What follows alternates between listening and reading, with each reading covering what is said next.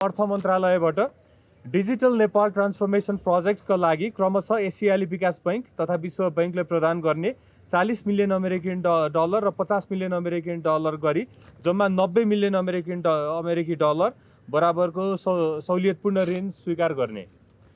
अर्को अर्थ मन्त्रालयकै दिगो र समावेशी वित्त परियोजनाका लागि विश्व बैंकबाट प्राप्त हुने 95 मिलियन अमेरिकी डलर बराबरको सहुलियतपूर्ण ऋण स्वीकार गर्ने। अर्को सङ्घीय मामिला तथा सामान्य प्रशासन मन्त्रालयबाट नेपाल सरकारका सबै मन्त्रालय, सचिवालय, आयोग र अन्तर्गतका निकायहरूको सङ्गठन तथा व्यवस्थापन संरक्षण गर्न पूर्व स्वीकृति दिने।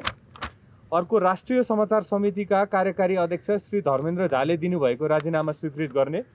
अर्को पेट्रोलियम आपूर्तिमा उत्पन्न असहजताका कारण 82 चैत 23 गतेबाट लागू हुने गरी सरकारी कार्यालय तथा सम्पूर्ण शैक्षिक संस्थाहरूमा शनिबार र आइतबार बिदा दिने तथा शैक्षिक संस्था बाहेक उल्लेखित कार्यालयहरूको कार्यालय समय 9 देखि 5 बजे कायम गर्ने। डिजेल तथा पेट्रोल गाडीलाई विद्युतीय गाडीमा परिवर्तन गर्नका लागि आवश्यक कानुनी व्यवस्था मिलाउने र अन्तिममा आगामी शैक्षिक सत्र 2083 वैशाख 15 गतेबाट सुरु गर्ने।